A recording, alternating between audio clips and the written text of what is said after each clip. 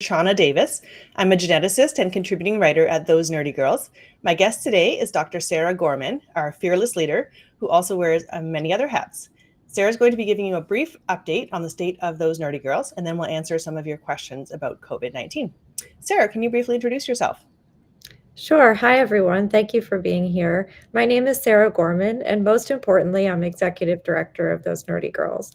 I also am a researcher with a background in the intersection of psychology and public health.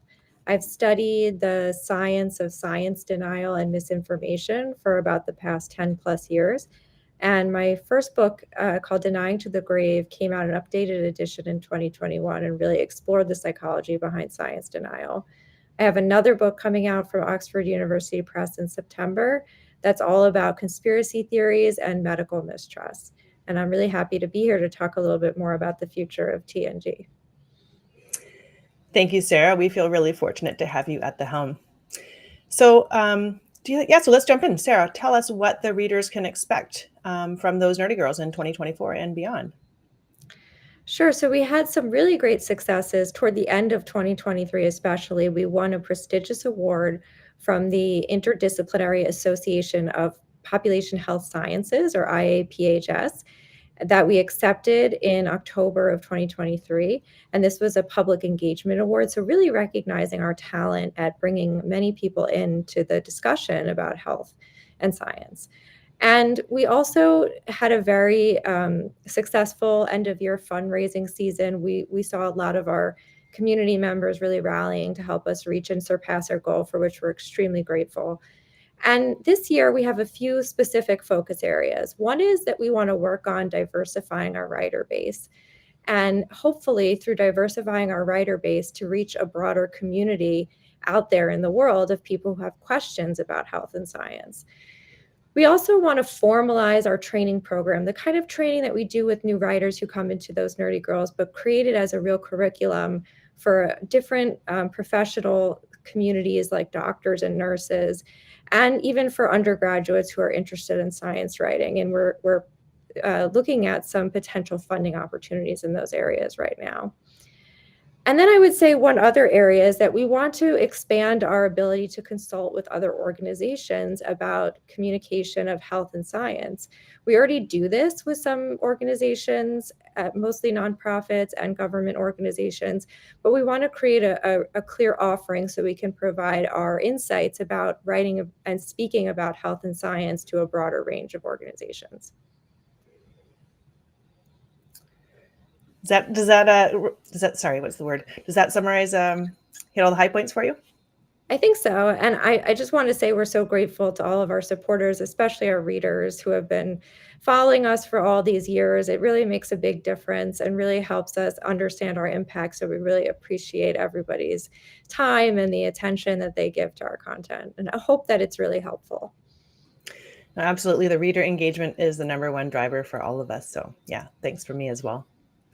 So let's shift gears and answer some reader questions. And today we're going to be talking about COVID-19 again, which is now just one of several, focus areas within Those Nerdy Girls, but it is one that continues to be very popular in our question box. So that's the focus today. And in the future, I'd like to revisit reproductive health, because we're also getting many questions about reproductive health and women's health. So as a reminder, we don't take questions cold. So the questions we're going to be answering today came from the Nerdy Girls question box on our website. So you can submit your questions at thosenerdygirls.org. So Sarah, I'll let you get started with more of a backgrounder right now on what's the state of COVID-19. Sure. So I think a lot of you have probably seen in the news and including in some of our content that the dominant variant is this JN1 variant, which seems to be similar to a lot of the other variants in terms of symptoms, cold and flu-like symptoms. And it does seem that as new variants arise, they can sometimes be more contagious, but they're usually not more dangerous or resulting in higher rates of hospitalization and death. So that is some good news.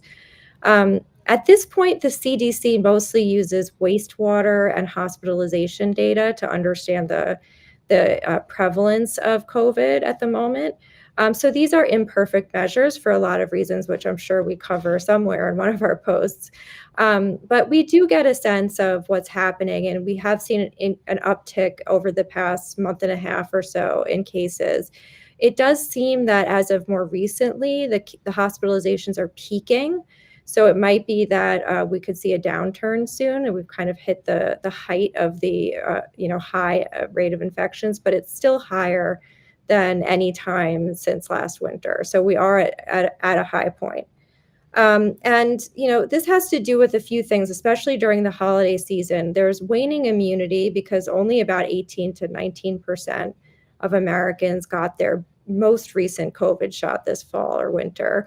So people are not as protected against the illness. There's also the factor of the holidays and people traveling and going to large gatherings together, and also people staying indoors together because it's cold. So all of these things, the same things that would make you more prone to getting the flu or a cold in the winter, are there with COVID as well. And also, as I said before, JN1 is probably more contagious than other variants.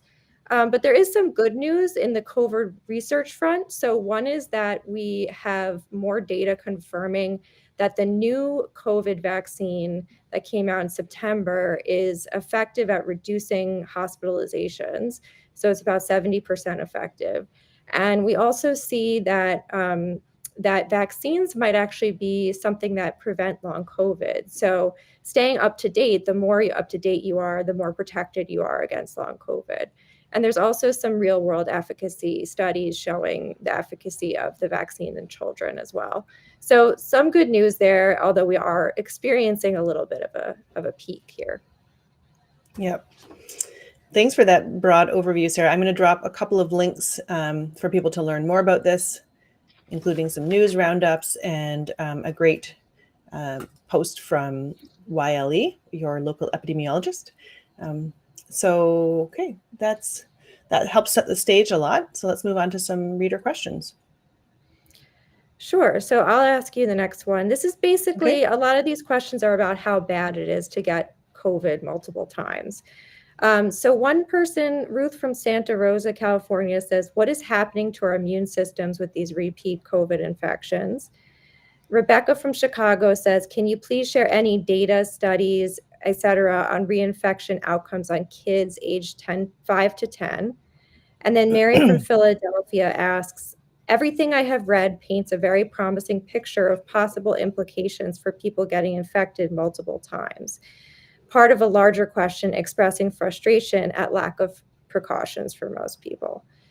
So all of these do roll up into sort of that question about reinfection and what are the harms of being reinfected.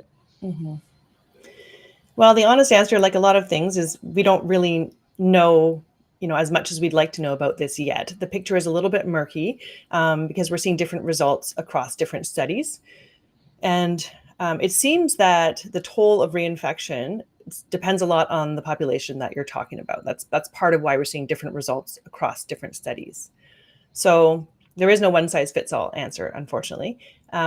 But in general, it seems that reinfection cases tend to be less severe. So this is good news. And this makes sense because your immune systems are getting educated once you're infected. And so you kind of know what to do when you're infected again. But there are important exceptions. So for people who are, certain populations are actually still at a high risk of getting a severe disease when they're reinfected, and possibly even more severe. And this includes people who are older, immunocompromised, or had a very severe first infection. So, like I said, not a one-size-fits-all answer. Just to, so when I've read a couple of expert interviews on this topic, and one of the analogies that's come up a couple of times is Russian roulette. So basically, the more times you play the game, the more likely you are to get unlucky and be hit with something severe. So even if your odds of a severe infection are really low in general, like most kids, for example, if you play enough times, your overall odds increase. It may not be that the risk per infection is higher, but your overall risk of having, whether it's severe disease, whether it's long COVID, it just makes sense that the more times you take that chance, the more likely it is to happen overall, even if each chance is the same. Does that make sense? Yeah. But once again, people who are at greater risk of severe disease, they're shouldering, a larger proportion of the overall risk because they're at higher risk each time, and the cumulative impact may be higher in them as well. So just to give you a couple of details from studies, one study you may have heard of that got a lot of attention in late 2022 was quite alarming because it found that reinfections increased the risk of death by 117%, increased the risk of hospitalization by 232%, and increased the risk of having at least one long-term impact by 232%. So, but this study notably was done in the Veterans Affairs National Healthcare Database, which is mostly older men, many of whom had risk factors for severe disease. So that study, made a lot of news and was one of the reasons that people, may have heard that reinfection is something to be, avoided at all costs. But by contrast, a less alarming study came out in early 2023, and this was a review study or a meta-analysis that looked across studies. So they looked across 19 studies that overall included over 34,000 reinfection cases. And they found that compared with the initial infection, reinfection cases were 7 times more likely to be mild, and that the risk of severe illness was reduced by 86%. So you can see why it's a bit confusing. It depends a lot on the population that you're talking about. Now, someone asked about kids. Unfortunately, there are very limited data on kids. I did find one study that looked at children and teens between 2020 and 2022. They reported that the proportion of severe clinical disease dropped from 1.4% in the initial infections to 0.3% in reinfections. So that was encouraging to see, but I wouldn't be surprised if you look at, high risk populations of children, if you would see a different story.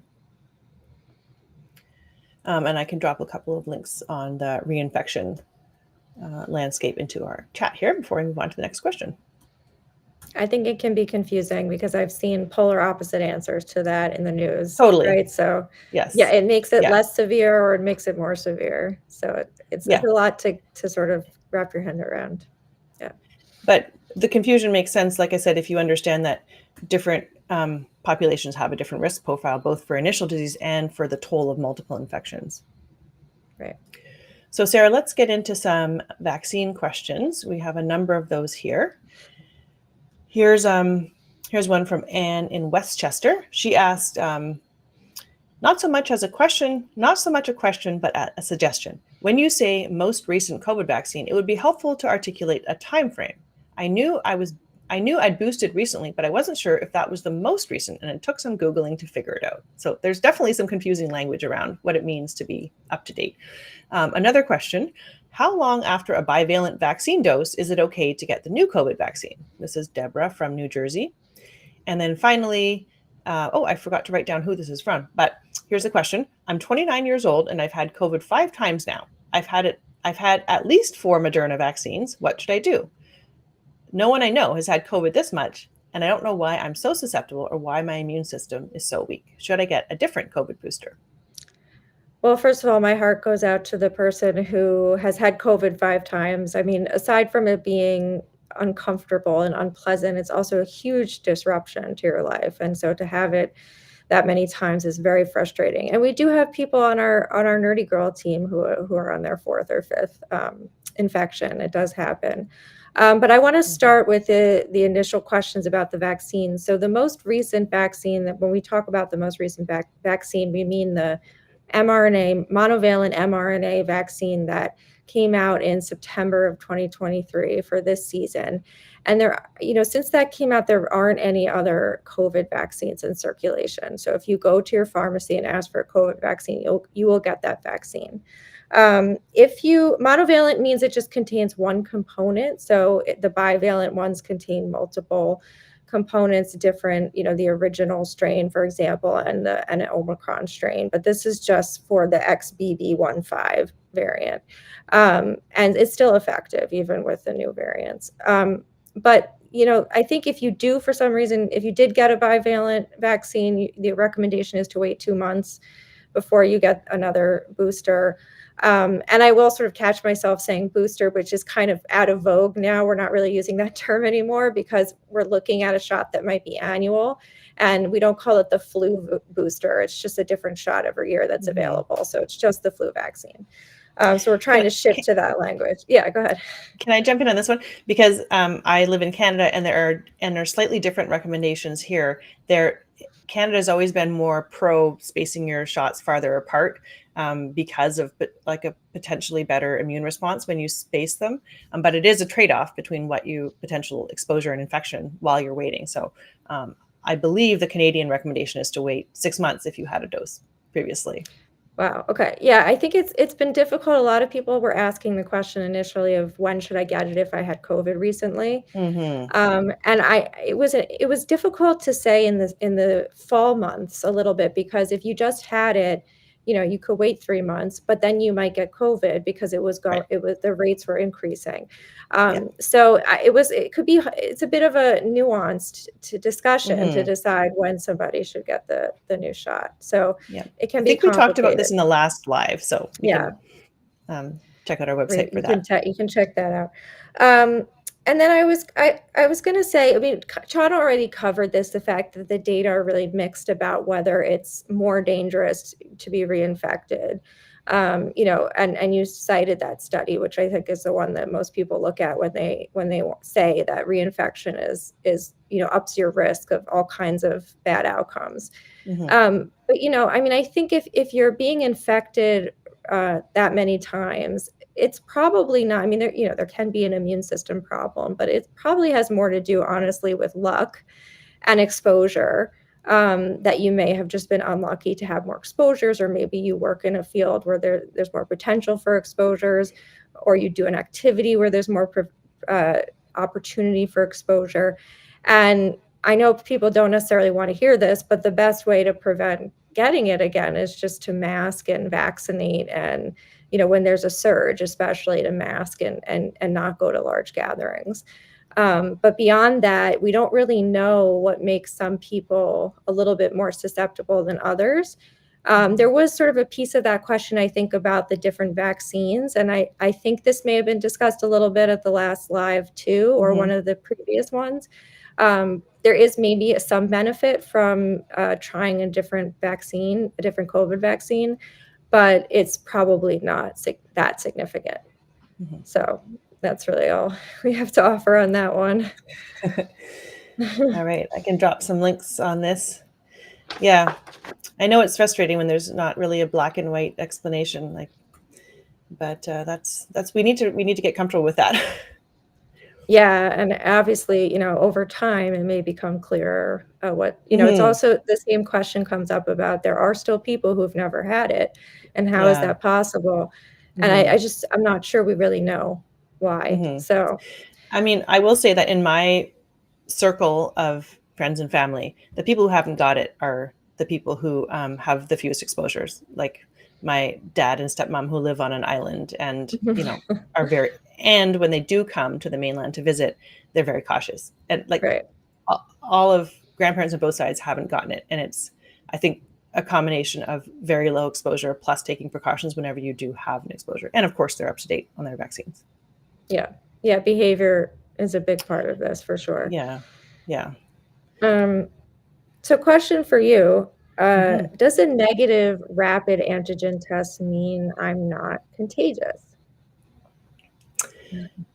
All right. Do you have some specific reader questions here? Yes, sorry. Okay. Nancy from East Aurora, New York. I'm so confused about the assumption that if you test negative for COVID, it is safe to attend family gatherings or public events. But you may be most infectious 2 days before you have symptoms. So if I tested negative on a Monday and attend a fitness class and then tested positive on Tuesday, did I unknowingly expose others in my class? Is there a false sense of protection when testing negative before symptoms appear, when you could be infectious and infecting others unknowingly? Mm-hmm. Do you want to address that, or should I ask the other ones? There's two more. Why don't you pose the other Okay. two as well? Yeah. Karen from Madison asks, if I've tested negative twice for COVID over the past 4 days and still feel like I have COVID, tired, achy, cough, headache, could it be that the viral load isn't big enough to register as positive? In which case, am I contagious as long as I have symptoms, or does a small viral load equate to not contagious? Mm-hmm. And then finally, Betsy from San Jose, My daughter tested negative after just 5 days from her first positive test. Is this normal for the new strain? Okay. Yeah, so a lot of questions about contagiousness and how do we know if you're contagious?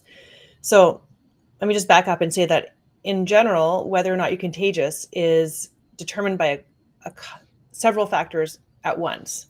One is, what are your symptoms? Second is, where are you on your timeline, like both since exposure and since you got infected, and the rapid test results. So those all really should be considered together to think about your level of contagion. So none of those alone is really going to be a perfect predictor. So rapid tests, as someone suggested, it's great to see that there's a public understanding of these tests now, that when you see a bright line, that means you have a lot of virus on the swab. And that swab is looking for actual viral protein. And so throughout the pandemic, these rapid tests have been viewed as one of our best proxies for contagiousness. They're actually far better than PCR, which is too sensitive. So you can be PCR positive for several weeks, even though your contagiousness, ended within the first week. So they're viewed as the best, test of contagiousness, short of doing a lab experiment where what you would do is take the swab and try and grow virus in the lab. And that's that's the gold standard. It's just not something that you can scale and do at home, obviously. So I think a lot of researchers view it as a really good proxy, but as an imperfect proxy. So in general, if you have a positive swab, it means there's a bunch of virus in your nose, right? Assuming you're swabbing your nose. And if you don't, then there's not a lot on the swab. But that doesn't mean that now the imperfection comes in the fact that contagiousness is not necessarily just about how much virus you have, in your nose on that one swab. It's about how much virus do you have, in your respiratory tract that you're exhaling onto people. And so you're not really sampling, in the perfect place, and nor are you sampling comprehensively, which is why a negative test can maybe be misleading and can't pick up all of the virus that's relevant to your contagiousness. So, yeah, I mean, I guess the short answer is they're a pretty good proxy, but they're far from perfect. And they can make mistakes in both directions, and it depends on where you are in your time course. So early on in your infection, they tend to be not sensitive enough, as one of the questions alluded to, because you can be contagious before the virus sort of explodes in your nose. And there's some evidence that maybe, virus is taking off in other parts of your body first before it's taking off in your nose swab. And so a negative result early on is not absolutely reassuring. It just may be that, you still have enough virus elsewhere to infect other people, but not on that swab. So you're absolutely right that it's not a total green light to have a negative swab early on, following an exposure, because you might be sort of at the tipping point and be positive the next day, but still contagious today. But I would say, in terms of, testing before a gathering, it's a probability thing, right? It stacks the odds in your favor of being, a safe attendee if you have a negative test. It doesn't guarantee it, but it doesn't mean it's not worth doing. It's just, if you have a negative test, you're less likely to be contagious than someone who didn't have a negative test. Does that make sense? Yep. So it's kind of a useful tool, but not a guarantee in terms of that. And then on the other side, when we're talking about, clearing the virus,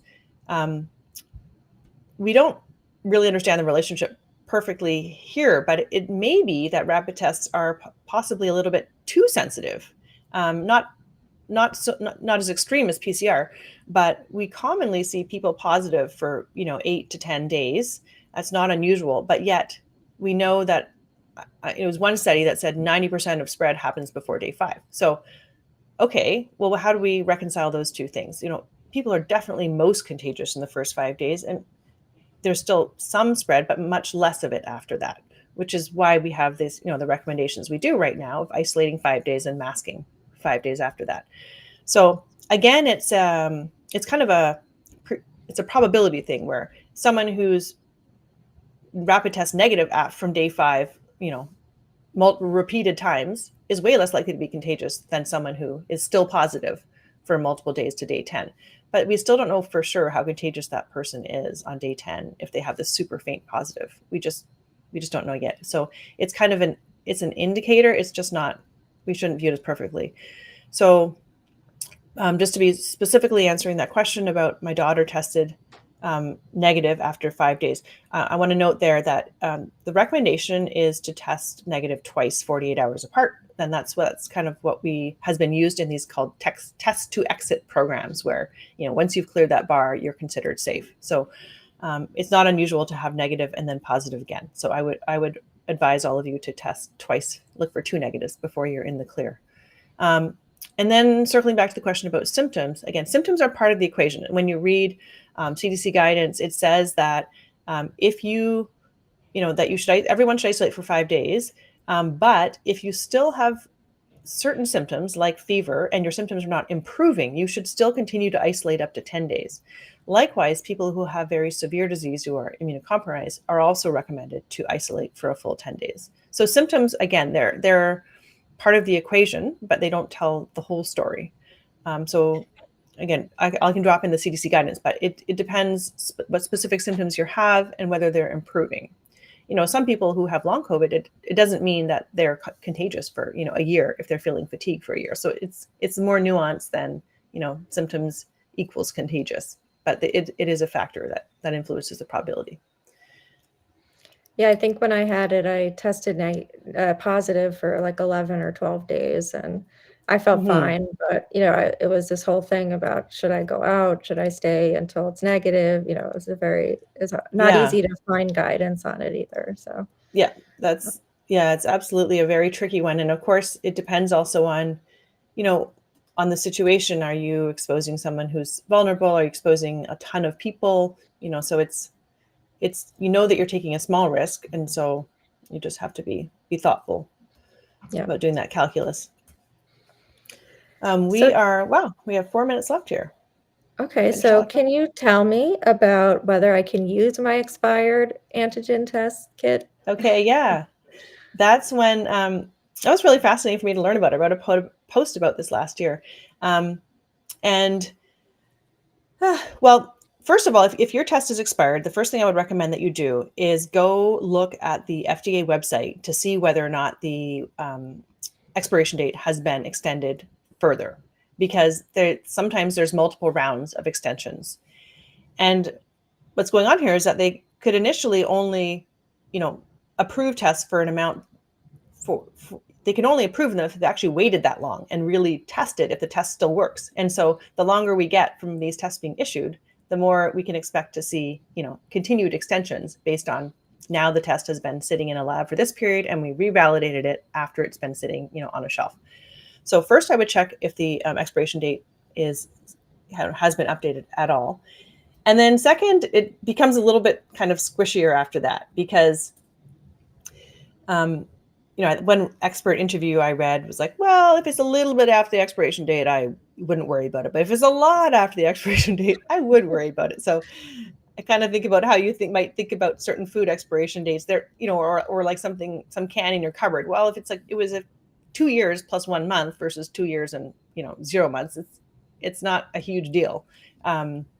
But yeah, so I don't really have a good answer for 3 months. For me, 3 months is kind of like on the borderline of, well, it's more than just a tiny bit past the expiration date, but it's not a year past the expiration date. So personally, I would probably still use it, but I would maybe test twice or something and be super, what's the word? Take a close look, and obviously the control line is a good indicator as well, whether the test is doing what it's supposed to do. So unofficially, I would probably still do it, but I understand, probably technically that would not be the official guidance. Do I have anything else on that? Yeah, I mean, it's not like there's this magic thing that happens after a certain point of time, right? It's very much this gradual thing. And the expirations that we have are really just based on how long they've been tested for. So that brings us to 1029. Wow, we did it. So just to wrap up, I want to say that I encourage you to join the Nerdy Girls newsletter on Substack. That's at thosenertygirls.substack.com. And I want to thank you for joining us. I hope you'll come catch us on social, catch us on Substack, and send your questions to thosenerdygirls.org on our website, where we have archives of all of our lives and all of our questions. and videos. So there's lots of great content. Anything you want to say, Sarah, in closing? No, just thank you again for being with us and for being interested in our content. And I hope that we've been able to answer some of your questions. All right. Bye, all. Take care.